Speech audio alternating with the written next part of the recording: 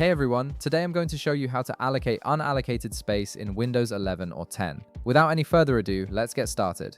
First, make sure your Windows 11 computer is fully loaded and ready to go. Once everything is up and running, you can begin the process.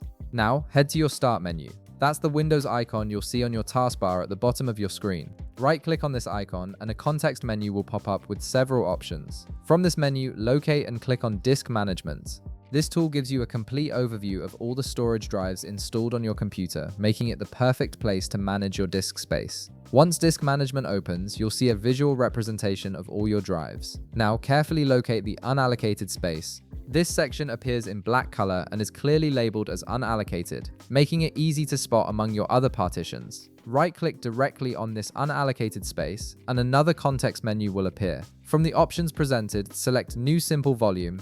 This action will launch a wizard that walks you through the entire allocation process. A new window called the New Simple Volume wizard will appear on your screen. This wizard is designed to guide you step by step through setting up your new drive, so you don't need to worry about getting lost in technical settings. Start by clicking the Next button to move forward. On the next screen, you'll need to specify your volume size. This is where you decide how much of the unallocated space you want to turn into a new drive. In the field provided, enter a numerical value representing the disk space in megabytes. Once you've entered your desired size, click Next to continue. Now you'll be prompted to assign a drive letter. Click on the drop-down menu to select a volume name for your new drive. This letter will be how your new partition is identified in File Explorer, so choose something that makes sense to you. After selecting your preferred letter, click Next to proceed. The wizard will then give you the option to format this drive.